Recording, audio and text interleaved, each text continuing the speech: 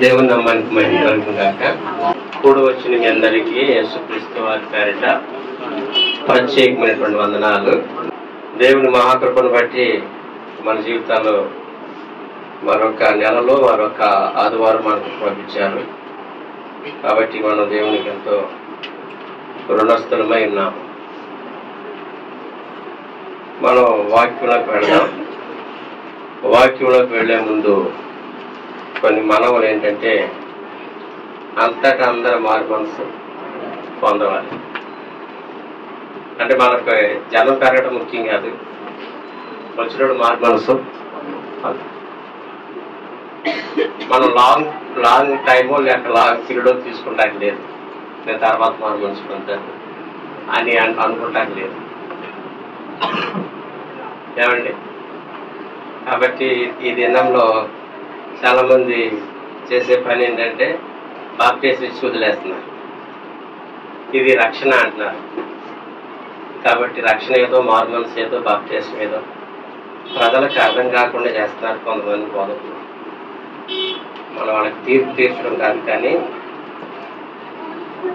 వచ్చిన వాళ్ళకి సరైన మార్గం చూపించకపోతే వారు ఎంతో నష్టపోతారు ఏమండి.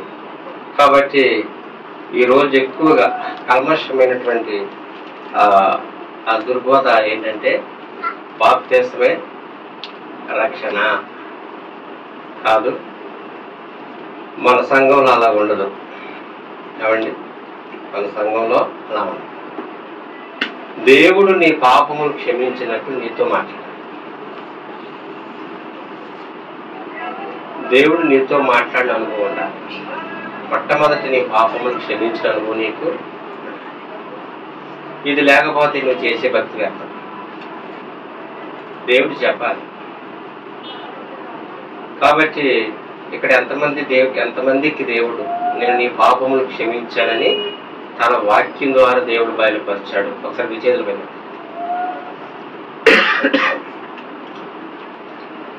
కదా, అంటే దేవుడు మాట్లాడతా.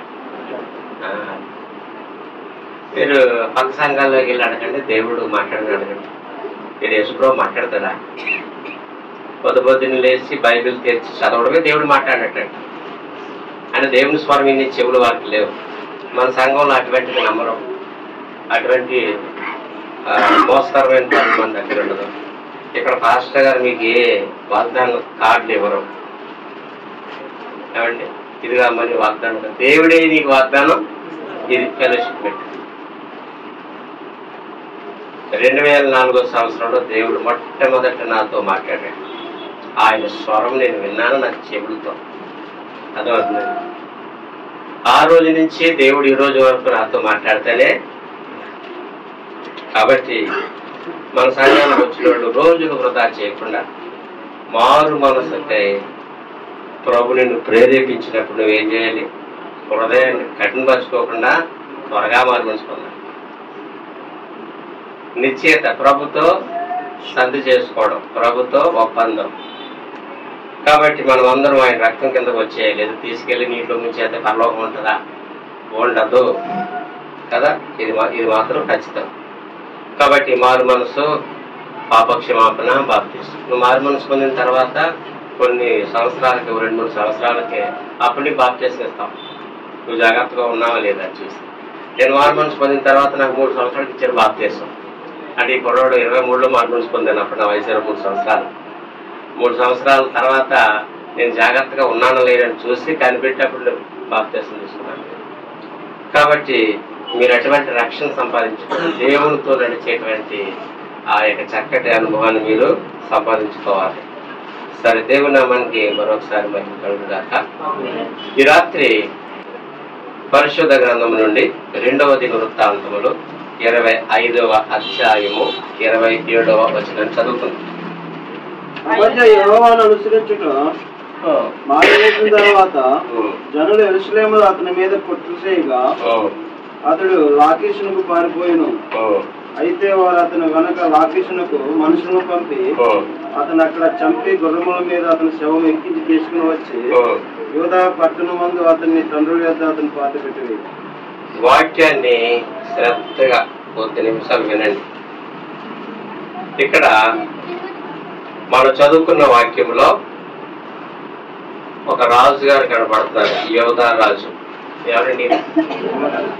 యోధా దేశానికి ఒక రాజు. ఇశ్రాయేలు ప్రజలు 12 గోత్రాలని ఏమండి పరిపాలించింది దావీదు తర్వాత సొలొమోను. సొలొమోను కుమారుడు వచ్చిన తర్వాత ఈ 12 గోత్రాలు 2 గోత్రాల కింద విడిపోయి 2 వర్గాల కింద. ఒకటి ఇశ్రాయేలు రాజ్యము, 2 యోధా రాజ్యం. ఏమండి ఒక్క రాజ్యం మాత్రమే దావీదు యొక్క పిల్లలకి దేవుడిచ్చాడు. ఆ యోధా రాజే మనం చదువుకున్నటువంటి అమాత్యం. యోధా రాజులు దేవుడిని అక్కడక్కడ అనుసరించారు. ఇజ్రాయేల్ రాజులు మాత్రము పూర్తిగా దేవుడిని విసర్జించి వారి ఇష్టానుసారంగా జీవించారు. ఇప్పుడు 12 గోత్రాలు 2 వర్గాలు అయిపోయి వీళ్ళకి 2 రాజులు. గుర్తుపెట్టుకోండి, యోధాను పాలించేటువంటి రాజులు మాత్రం దావీదు యొక్క పిల్లలు. ఈ యోధా రాజు అయినటువంటి అమాత్య ఏమండి ఎందుకు ఇంత భయంకరమైనటువంటి మరణానికి గురైపోయాడు? ఆయన లాకీష్ పట్టణానికి పారిపోయాడు. పారిపోతే వెనకాల మనుషులు వెళ్ళి ఆయన పట్టుకుని చంపి గుర్రం మీద వేసి మళ్ళీ యూదా దేశం తీసుకొచ్చారు. ఒక రాజుకి ఇటువంటి మరణం ఎందుకు ప్రాప్తించింది? ఒక రాజుకి ఇటువంటి మరణం ఎందుకు వచ్చింది? ఆయన చేసినటువంటి మంచి పనులేంటి? ఆయన చేసినటువంటి చెడ్డ పనులేంటి? ఆయన మరణము ఘనమైనదిగా లేదు. యెహోవా భక్తుల మరణం ఆయన దృష్టికి విలువైనది. కానీ ఇక్కడ అమాత్య మరణము ఎలా ఉందంటే పారిపోయాడు. ఏమైపోయాడండి? పారిపోయాడు. 25వ అధ్యాయము 1వ వచనం. అమాత్య ఏలన ఆరంభించినప్పుడు 25 ఏండ్ల వాడై 29 సంవత్సరములు యెరూషలేములో ఏలెను. అతని తల్లి యెరూషలేము కాపురస్తురాలు, ఆమె పేరు యెహోయద్దాను. అతడు యెహోవా దృష్టికి యథార్థముగా ప్రవర్తించును గాని పూర్ణ హృదయముతో ఆయనను అనుసరింపలేదు. సరిపోతుంది. ఇతడు చేసినటువంటి కొన్ని మంచి పనులు, కొన్ని చెడ్డ పనులు చూపిస్తారు. మంచి పనులు ఎన్ని ఉన్నాయో, చెడ్డ పనులు ఎన్ని ఉన్నాయో మీరు రాసుకోండి. మొట్టమొదట అమాత్య చేసిన పని ఏంటంటే అతడు యెహోవా దృష్టికి యథార్థముగా ప్రవర్తించును కానీ పూర్ణ హృదయముతో ఆయనను అనుసరించలేదు. అంటే ఇతడు చేస్తున్నటువంటి పని ఏంటంటే ఏదో ఆదివారం కాదు వెళ్ళాలి చర్చికి అని వచ్చాడు, కానీ హృదయంతో చేరిపోతున్నాడు. ఈరోజు శనివారం కదా, బుధవారం కదా వెళ్ళాలంటే ఆచారంగా వెళ్తున్నాడు, కానీ అతని జీవితంలో అనుసరిస్తున్నాడు అంతే. కానీ ఆచరణలు మాత్రం ఆయన జీవితంలో లేదు. ఏమని? అతడు యెహోవా దృష్టికి యథార్థంగా ప్రవర్తించును గాని పూర్ణ హృదయముతో ఆయనను అనుసరింపలేదు. అంటే పూర్ణ హృదయం అంటే పరిపూర్ణత. అంటే ఏదో కొన్ని చేసి కొన్ని చేయకుండా, కొన్ని చేసి కొన్ని విడిచిపెట్టేసి. అంటే క్రైస్తవుడు అని చెప్పుకుంటున్నాడు, మారు మనసు పొందని చెప్పుకున్నాడు, కానీ చర్చకు వస్తున్నాడు, కానీ ఆయన జీవితంలో పరిపూర్ణత లేదు. ఎక్కడో ఒక లోటు కలిగి ఉన్నాడు. ఏం కలిగి ఉన్నాడండి? లోటు కలిగి ఉన్నాడు. గమనించండి. అంటే ఉదాహరణకు పరిపూర్ణత అంటే ఏంటంటే కొంతమంది వంట చేసినప్పుడు యాతే ఉప్పు ఎక్కువ వేసేస్తారు, లేకపోతే ఉప్పు తక్కువతే కారం ఎక్కువ వేసేస్తారు. 2 సమానంగా వేసారంటే మాడగొట్టేస్తారు. కొన్ని లేదు బాగుందంటే ఏమంటే ఏమైపోతాయి? నూనె తక్కువ. అది పరిపూర్ణతకే చాలా అర్థమవుతుందండి. ఏదైనా పని పరిపూర్ణత లేదు. ఈయన రాజుగారు చేస్తున్న పని ఏంటంటే ఈయన జీవితంలో భక్తి విషయంలో పరిపూర్ణత లేదు. ఎక్కడో ఒక లోటు కలిగి ఉన్నాడు. కొన్ని చేస్తున్నాడు, ఆదివారం వెళ్ళాలి, తలస్నానం చేసి వెళ్ళిపోయాడు, కానుక వాళ్ళ వచ్చేసాడు. తర్వాత చేసే పనులు ఏది కూడా మానే. ఒక విషయం ఏంటంటే అతడు పరిపూర్ణంగా దేవుణ్ణి వెంబడించలేదు. ఏమండి? తర్వాత చూడండి, ఇతను చేసిన ఒక మంచి పని కింద ఉంటుంది 4. అయితే తండ్రులు పిల్లల కొరకును పిల్లలు తండ్రుల కొరకును చావకూడదు. ప్రతి మనిషి తన పాపము కొరకు తానే చావవలనని మోషే గ్రంథమందరి ధర్మశాస్త్రం నందు రాయబడి ఉన్న యెహోవా ఆజ్ఞను బట్టి అతడు వారి పిల్లలను చంపక మానెను. ఒక మంచి పని చేశాడు. ఏంటది? ఏమండి, కొంత యథార్థంగా నడిచాడు అంతే, అదొకటి మంచి పని. కానీ పరిపూర్ణంగా లేడు, కొంచెం యథార్థత. ఇప్పుడు రెండో మంచి పని ఏంటంటే, వీళ్ళ తండ్రి గారిని చంపేశారు కొంతమంది. ఎవరు అంటే 3వ వచనం చదువుకుందాం. రాజ్యము తనకు స్థిరమైనప్పుడు అతడు రాజైన తన తండ్రిని చంపిన రాజ సేవకులను చంపించను. అయితే తండ్రులు పిల్లల కొరకును పిల్లల తండ్రుల కొరకును చావకూడదు. ప్రతి మనిషి తన పాపము కొరకు తానే చనిపోవాలని మోషే గ్రంథమందు చదివి తన తండ్రిని చంపినటువంటి వారిని చంపాడు, కానీ వాక్యానికి భయపడి పిల్లల్ని చంపలేదు. మంచి పని, చెడ్డ పని? మంచి పని. కొంత యథార్థంగా నడిచినట్టు కనబడుతుంది కొంచెము. రెండో మంచి పని ఏంటంటే, తండ్రిని చంపాడు కానీ వాక్యాన్ని బట్టి పిల్లల్ని చంపలేదు. గుర్తుపెట్టుకో, ఇతని జీవితంలో ఈ 2 పనులు చేశాడు. ఇతను చేసినటువంటి 3వ మంచి పని ఏంటంటే, చూడండి 6వ వచనం చదువుకుందాం. మరియు అతడు ఇశ్రాయేలు వారిలో నుండి 1,00,000 మంది పరాక్రమశాలులను 200 మనుగుల వెండికి కుదిరించెను. దైవజనుడైన ఒకడు అతని యొద్దకు వచ్చి, రాజా, ఇశ్రాయేలు వారి సైన్యమును నీతో కూడా తీసుకొని పోవద్దు. యెహోవా ఇశ్రాయేలు వారికి ఎఫ్రాయిమీయులు ఎవరిని తోడుగా ఉండడు. అలాగే పోవలనని నీకున్న ఎడల యుద్ధము బలముగా చేసినను దేవుడు నీ శత్రువు ఎదుట నేను కూర్చును. నిలవబెట్టుటయు పడవేయుటయు దేవుని వశమే కదా అని ప్రకటింపక అమధ్య దైవం చూచి ఇచ్చిన 200 మనుగుల వెండికి ఏమి చేసేదనని అడిగి అడిగినందుక దీనికంటే మరి అధికముగా యెహోవానికి ఇయ్యగలడని ఆ దైవజనుడు ప్రతించను. సరిపోతుంది. అప్పుడు ఏం చేశాడంటే, ఈ అమాధ్యటువంటి రాజు యుద్ధానికి వెళ్ళడానికే 1,00,000 మందిని కుదుర్చుకున్నాడు. 3,000 కేజీలు వెండి. ఏమో జాగ్రత్తగా ఆలోచించాడు. అప్పుడు ఒక సేవకుడు వచ్చి అన్నాడు, ఇశ్రాయేలీలు ఏమండి దేవుని యొక్క మాటలు లోపడలేదు, నువ్వు వాళ్ళని తీసుకెళ్ళమోకు, దేవుడు వాళ్ళతో ఉంటూ అంటే అక్కడ ఈ రాజుగారు దేవుని సేవకుని మాటకి కొంత లోబడి వారిని వెనక్కి పంపించేశాడు. ఆ మాటలు మనకి కింద వచ్చిన కనపడతాయి. ఎన్ని మంచి పనులు చేశాడు? 3 మంచి పనులు చేశాడు. ఒకటి ఏంటంటే, కొంత యథార్థంగా జీవించాడు. కిందకు వచ్చిన తర్వాత వాక్యాన్ని చదివి తండ్రులను చంపాడు, పిల్లల్ని చంపలేదు. 3 ఏం చేశాడంటే, సేవకుడు వచ్చి వాళ్ళు దేవుని భయం లేని వాళ్ళు వాళ్ళతో నువ్వు ఎదుగుపోతున్నావు, వాళ్ళ ఫంక్షన్కి పెళ్ళిళ్ళకి ఎదుగుపోతున్నావు అంటే మానంతరండి. 3 మంచి పనులు చేశాడు.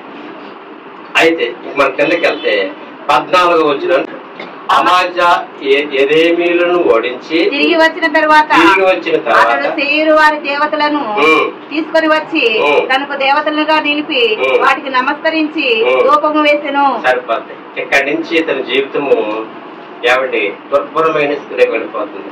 అసలు విగ్రహారాధన దేవుడికి ఇష్టమైంది కాదు కదా. ఏమండి ఎదోమీయుల్ని ఓడించి జయించి తిరిగి వచ్చేస్తుంటే షెయిరు వారు దేవతల్ని బొమ్మలు తెచ్చుకుని దేవుణ్ణి విడిచిపెట్టేసి ఇప్పుడు ఆ బొమ్మలకి ఏం చేస్తాడండి? పూజ చేస్తున్నాడు. ఏం చేస్తున్నాడండి? పూజ చేస్తున్నాడు.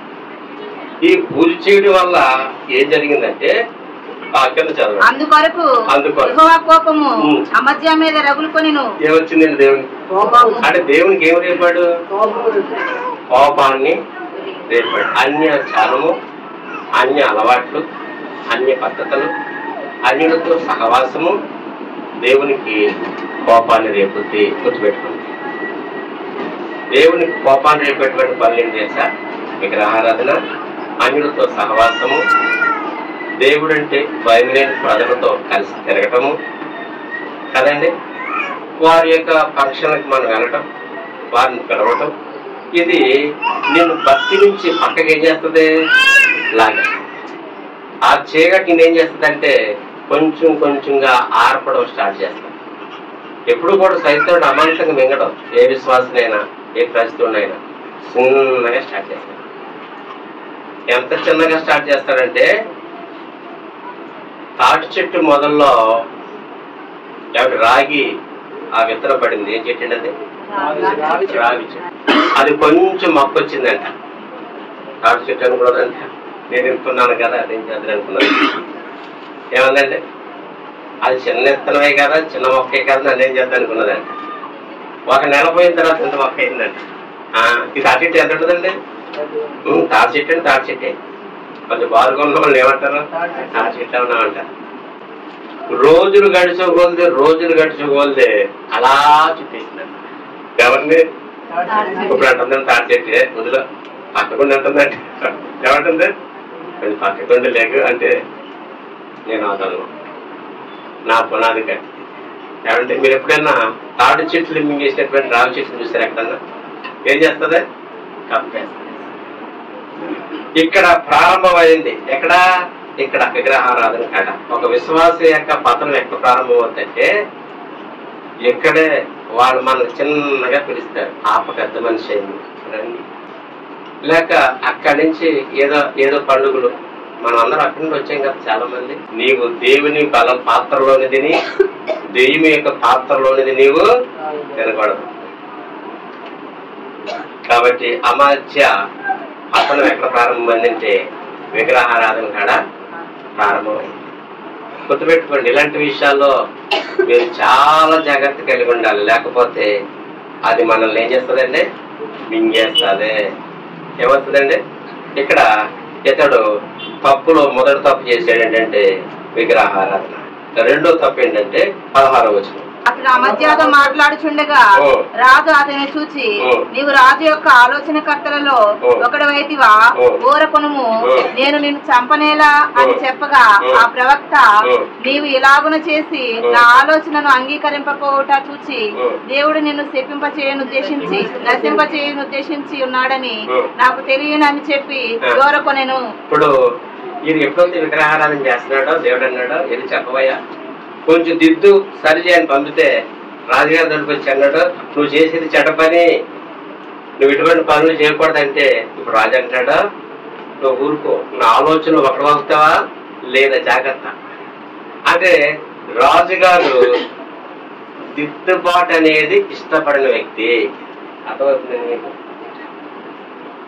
కొంచెం అవిధేయత లోపలికి వెళ్ళింది, దాని జతకి ఇంకొక అవిధేయత ఏంటంటే, సరే మానవుడు బలహీనుడు, మానవుడు పడిపోయినటువంటి జీవితం కలిగిన వాడు, దేవుడు క్షమించి మన ఎత్తకొచ్చాడు, మన తప్పులు మనం విడిచిపెట్టేస్తే చాలు. ఈయన అంటాడు, నువ్వు నా ఆలోచనలు ఒకడవకు, నన్ను తిద్దొద్దు.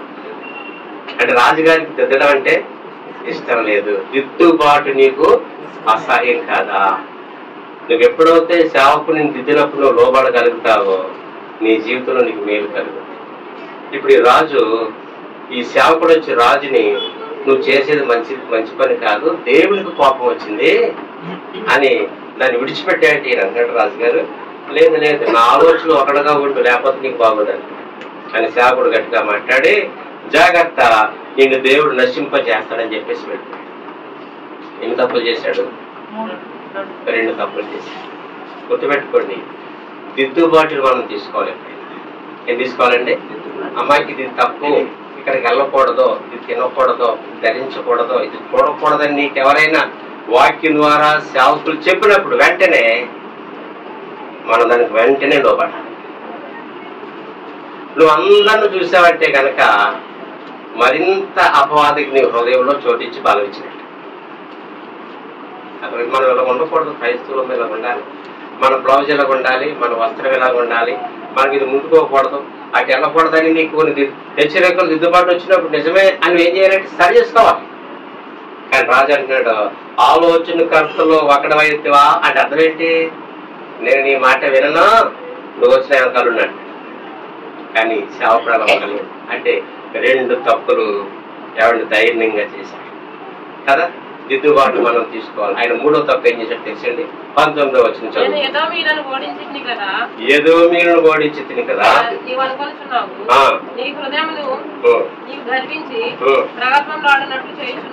సరిపోద్దండి. హృదయము లోకి గర్వం వచ్చేసింది. ఎవరికి? ఎందు ద్వారా వచ్చిందంటే ఎదోమీయులను ఓడించాడండి. ఈయన ఎవరు ఓడించాడండి? ఎదోమీయుల యొక్క రాజుని జయించినప్పటికీ కొంత హృదయంలో గర్వం వచ్చేసి, ఎప్పుడైతే హృదయంలో గర్వం వచ్చిందో నోరు ఏం చేస్తుంది? కొంచెం స్ట్రాంగ్ గా మాట్లాడుతుంది. చెప్పండి, ఎలా మాట్లాడుతుంది?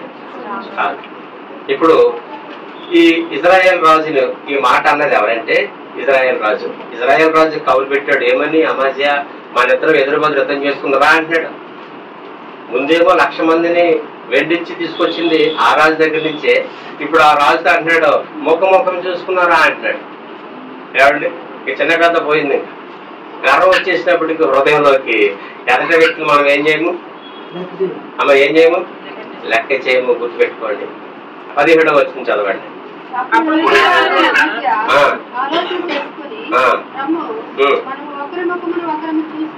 అంటే అర్థం ఏంటంటే ఈ యూదా రాజు ఇజ్రాయెల్ రాజు అంటున్నాడు మన ఇద్దరు ఒకరు చూసుకుందాం. అటువంటి ఎదురుబదులు యుద్ధం చేసుకుందామా అంటున్నాడు. అప్పుడు ఇజ్రాయెల్ రాజు అన్నాడు, ఏంటి ఎదురుమీరును ఓడించినందుకు నీకు ఎంత గర్వం వచ్చేసింది అందుకే నేను నోరు ఎలా మాట్లాడుతున్నాను.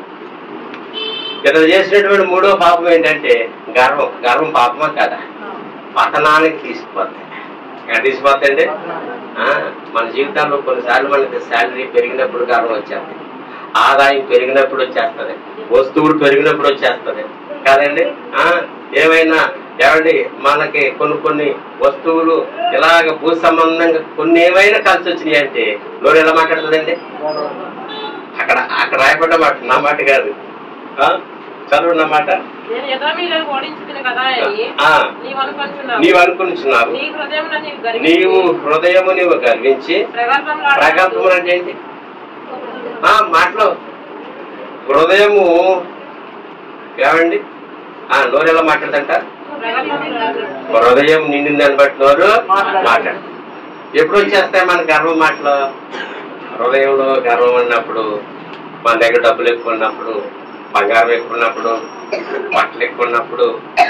ఇప్పుడు గెలిచాడు ఏదైనా ఏమండి మనం రోజు శ్రేష్టమైన ఫుడ్ తింటున్నప్పుడు కూడా మనకి ఏమొచ్చేది? మేము కాబట్టి ఫుడ్ తింటున్నాం, మేము ఇది తింటున్నాం, అది తింటున్నాం. హృదయానికి ఏముంటది? ఎక్కడో చిన్న గర్వం అలా వచ్చేది. అర్థమవుతుందండి. కొంచెం తెల్లగా ఉంటే, కొంచెం బాగా జుట్టుగా ఉంటే, బారు హెయిర్ కొంచెం లాంగ్ ఉంటే, కొంచెం హైట్ ఉంటే, ఇంకా బాగా చదివితే, బాగా తెలుగు ఉంటే కొంతమందికి అవునా కాదా? గుర్తుపెట్టుకోండి. తెలుగుతో డబ్బులు సంపాదిస్తుంటే, బాగా మార్కులు ఎక్కువ వచ్చేస్తా ఉంటే మన ఎలా మాట్లాడుతుంది? ప్రవ్వా నేనేమై ఉన్నాను నీ కృప అనగలుగుతామా? ఇతను చేసినటువంటి 3వ పొరపాటు ఏంటంటే హృదయంలోకి ఏమొచ్చేసింది? గర్వం వచ్చేసింది. గుర్తుపెట్టుకోండి, గర్వం మనల్ని ఏం చేస్తుంది? ఎదగకుండా చేసేస్తుంది. ఈ గర్వం వల్ల చేసినటువంటి పొరపాటు ఏంటంటే ఓటమి. చెప్పండి ఏంటండి? ఓటమి. 22వ వచనం.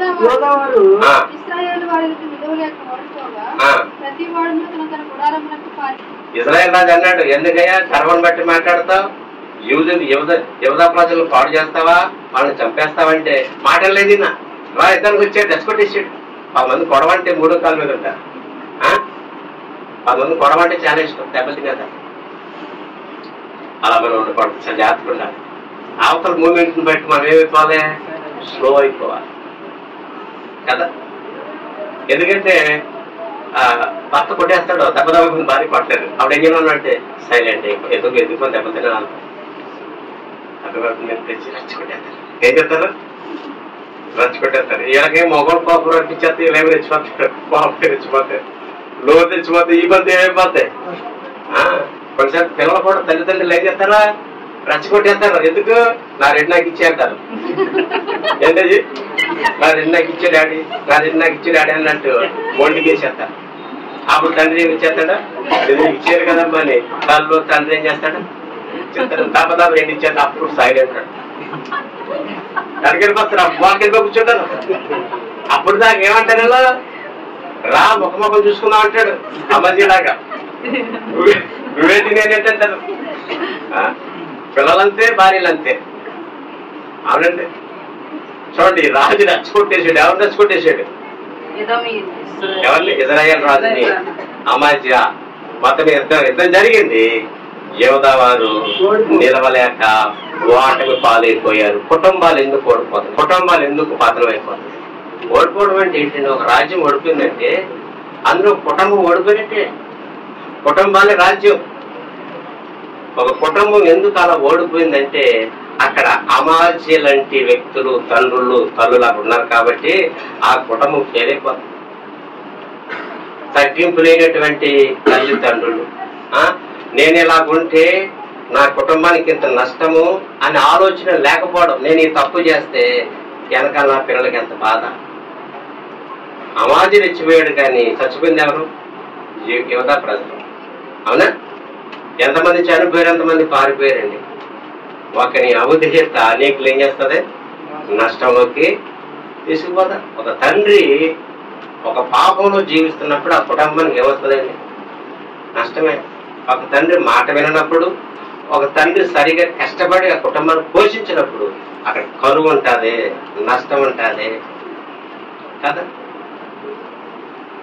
ఒక తండ్రి సరైనటువంటి స్థితిలో లేనప్పుడు ఆ కుటుంబము పారిపోయే పరిస్థితి వస్తుంది.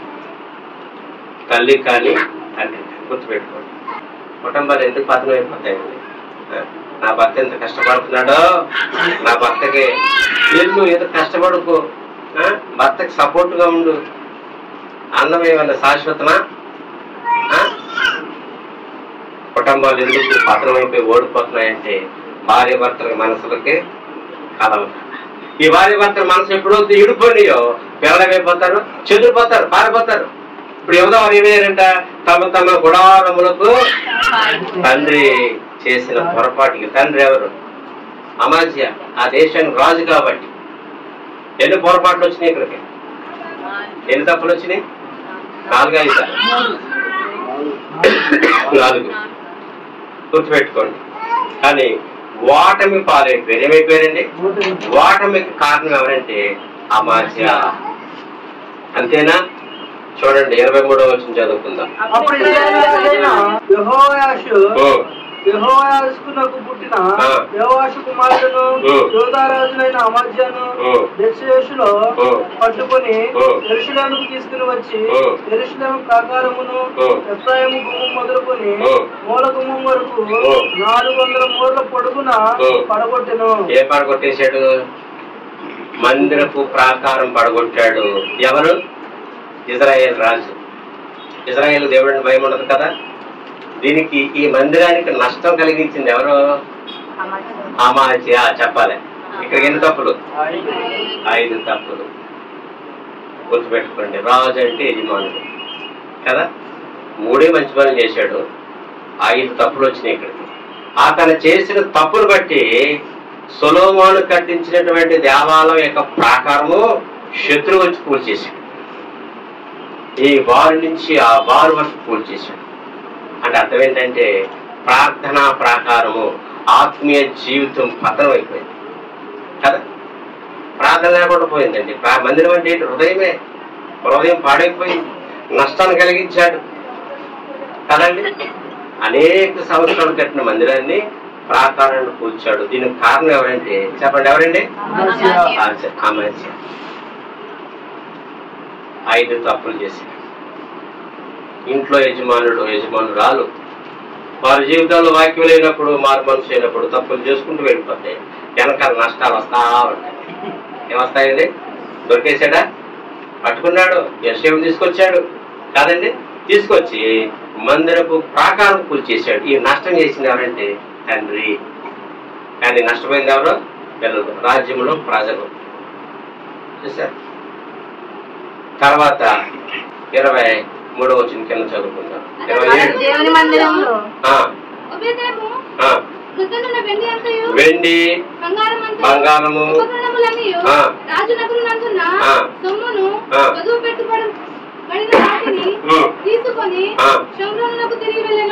షోమ్రోను నడిపాడు శత్రువు. బంగారపు మందిరం బంగారం అంతా పట్టుకుపోయాడు. ఈ నష్టానికి ఎవరైతే అమాజ్య. దేవుడి యొక్క వస్తువులు ఏమండి? దేవునికి సంబంధించిన ఉపకరణములన్నీ కూడా శత్రువు పట్టుకుపోవడానికి కారణం ఎవరంటే అమాజ్య యొక్క బలహీనత. ఆయన గర్వం అనొచ్చు, విగ్రహారాధన అనొచ్చు, జిద్దుపోవటం, ఇష్టం లేకపోవడం అనొచ్చు. తర్వాత ఏం చేసాడు? 27వ వచనంలో అమాజ్య యెహోవాను అనుసరించుట అయిపోయింది. లాస్ట్కి వచ్చినప్పుడు హృదయం కఠినం అయిపోయింది. సైతానుడు నిన్ను కొంచెం కొంచెంగా మింగుతాడు, ఒకేసారి మింగితే నీకు తెలిసిపోతాయి. ఇప్పుడు ఆఖరికి చేయకూడదు పని ఏం చేయడం తెలుసా? ఇక ఆదివారం ప్రార్థన లేదు, శనివారం లేదు, బుధవారం లేదు, ఇంట్లో ఏకాంత ప్రార్థన లేదు, బైబిల్ లేదు, ఏ భ్రష్టుడైపోయాడు. అమాజ్య యెహోవాను అనుసరించడం ఏం చేశాడు? పూర్తిగా మానేశాడు. సైతాన్ని ఎక్కడి నుంచి ప్రారంభించాడు? ఒక వ్యక్తిని, ఒక విశ్వాసిని కొంచెం కొంచెంగా తినుకుంటూ తింటూ లాస్ట్ మింగేసి ఇక దేవుడు అంటే నాకు వద్దు అన్న కాడికే అనుసరించడం మానేశాడంటే భక్తి మానేశాడు. యెహోవా యందు భయభక్తులు గలవారు ఇలాగా జీవించబడతాయి. ఇతడు అనుసరించడం మానేశాడు, భయభక్తులు లేకుండా ఉంటే ఇతడు ఏం చేసి తెలిసండి? గుర్రం వేసుకుని పారిపోయాడు. ఎక్కడికి వెళ్ళిపోయాడు? లాకీష్ పట్టణానికి వెళ్ళిపోయాడు. వెనకాల మనుషులు వెళ్ళి అమ్మాయిని పట్టుకుని అక్కడే చంపేశారంట. ఎక్కడ చంపేశారు? అక్కడే చంపేసి గుర్రం మీద వేసుకొచ్చారంట. బాడీ వేసుకొచ్చి యెరూషలేములో సమాధి చేశారు. ఈయన ప్రారంభం బాగానే ఉంది, కానీ అంత మాత్రం అయిపోయింది, బహు విషాదంగా అయిపోయింది. అతడు నష్టపోయాడు, కుటుంబాన్ని నష్టపరిచాడు, పిల్లలు నష్టపరిచాడు, రాజ్యాన్ని నష్టపరిచాడు. ఏమండి, మందిరం బంగారం వెండంతా సైతం పట్టుకుపోయాడు. భక్తి లేదు, ఆఖరికి దేవుడినే వదిలేశాడు. చేసిన పనులు ఎన్ని? మంచి పనులు చేసిన పొరపాట్లు ఎన్ని? 5, 6 పొరపాట్లు, 7 పొరపాట్లు వస్తాయి కదండి. ఈ రోజుల్లో ప్రజలు కూడా అమాజ్యలాగానే ఉన్నారు. ఆదివారం వస్తున్నారు, వాక్యం వింటున్నారు, కొంత కాలుకేస్తున్నారు, 3 మంచి పనులు చేస్తున్నాం. ఉన్న 6, 7 పనులు మాత్రం ఏం పనులు చేస్తున్నాం? చెడ్డ పనులు చేస్తున్నాం.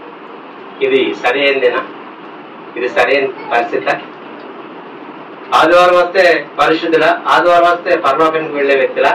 3 మంచి పనులు చేసాడు, ఏదో కొంచెంగా. ఈ రోజు ఏ చర్చి ఖాళీ ఉంటుంది? ఏ సండే పెడితే ప్రతి చర్చి ఫుల్ అయిపోతుంది. ఎంత పెద్ద ఫంక్షన్లు తీసుకున్నా ఫుల్ అయిపోతుంది. కానీ 3 మంచి పనులే. ఉన్న 6 తప్పులన్నీ కూడా ఇవే తప్పులు. త్రాగేవాడు త్రాగుతున్నాడు, వ్యభిచరించేవాడు వ్యభిచరిస్తున్నాడు, భార్య ఉండగా మరొకడతో, భర్త ఉండగా మరొకడతో, సినిమాలు, సీరియళ్ళు, మత్తు పానీయములు, ఏ చీకటి పాప విడిచిపెట్టలేదు. ఒక 3 మంచి పనులు చేస్తే 7 చెడ్డ పనులు చేస్తారు విశ్వాసులు ఈ రోజుల్లో.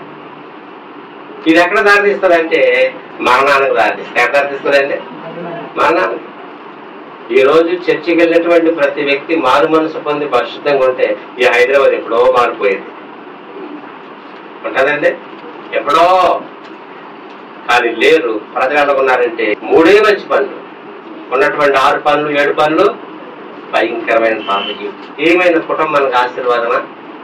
ఏమైనా ఆ వ్యక్తి మీద ఇతడు ఆఖరికి చంపబడ్డాడు, పారిపోయాడు, వేరే దేశంలో చంపబడ్డాడు, ఎంతమందికి నష్టాన్ని కలిగించాడు కదా. ఈ రోజుల్లో చాలా మంది క్రైస్తవులు కూడా 3 మంచి పనులు చేస్తున్నారు. ఏంటి? ఆధారం వచ్చి కానుకేసి వెళ్ళిపోతున్నారు. ఏమైనా వచ్చి చర్చి శుభ్రం చేస్తారు, లేదా ఇప్పుడు క్రిస్మస్ అనుకుంటే కొంత కానుకిస్తారు. ఇదే చాలు.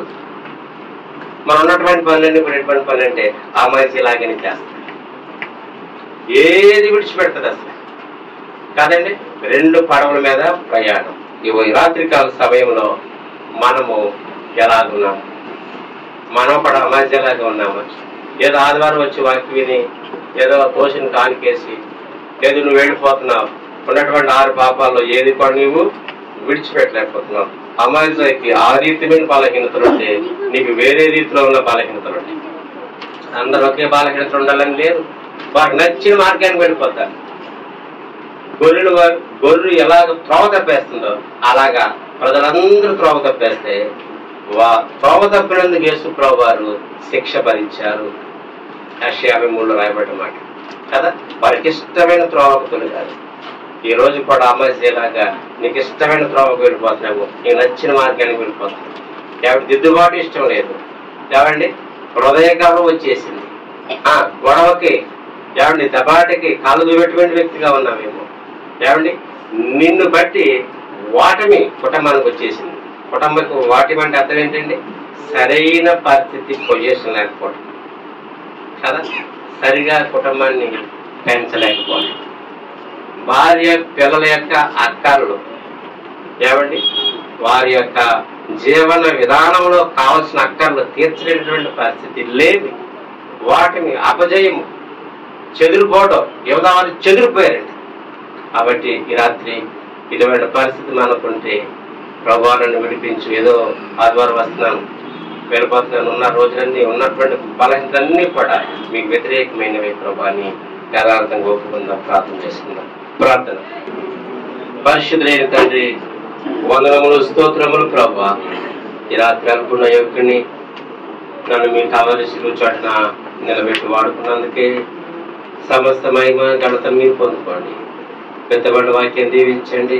అమాస్య అలాగా పారిపోయాడు, మరణమైపోయాడు, ఆయన చంపేశారు అతన్ని. దుష్టుడు ఎక్కువ బలహీనతలు కలిగిన వారిని తరిమి చంపుతాడు. ఇది కృపాకాలం, మారతామని అవకాశం ఇస్తున్నారు, కానీ మారకపోతే మమ్మల్ని దుష్టుడు తరుగు పట్టుకుంటాడు. ప్రభు అటువంటి పరిస్థితి ఇక్కడ ఉన్న వాళ్ళు ఎవరికి రాకుండా అంతటా అందరూ రక్షణ పొందినట్లు చేయాలి. అందరూ మారు మనసు పొందాలి, బలహీనతలు విడిచిపెట్టాలి, పరిస్థితులుగా జీవించాలి. అటు కృప అందరూ తెచ్చి నన్ను వాడుకున్నందుకు మీరే మహిమ తెచ్చుకోండి. మా ప్రియుల్లో కొంతమంది ఎంప్లాయీస్ ఉన్నారు, వాళ్ళ జాబులు జీవించండి, చేతి పని చేసే వారు జీవించండి, స్టూడెంట్స్ 10th క్లాస్ పిల్లలు, intermediate, diploma, degree, BTech, MTech పిల్లలు దర్శించండి. ప్రభా ఈ పిల్లలు ఒక జ్ఞానం కలిగి మా ప్రియులు ప్రతి కుటుంబ పిల్లలు తీర్చిపెట్టి ప్రెగ్నెన్సీని దర్శించింది, బాధ్యతలు గర్భఫలం లేని వారి గర్భాలను దయచేసి ఆ పిల్లలన్నీ మీరు తీర్చిపెట్టి పంపించే వారిగా చేయండి, తలగా చేసి దీవించి పంపించండి. మహిమ ఘనత మీరు పొందుకోమని యేసు గొప్ప నామమున నడుచున్నాము తండ్రి. ఆమేన్. మన తండ్రి దేవుని ప్రేమ, యేసుక్రీస్తు వారి కృప, పరిశుద్ధాత్మ కలిగిన సహవాసం సదాకాలం అందరికి తోడైనగాక. ఆమేన్. ఆమేన్. అందరికి వందనాలు.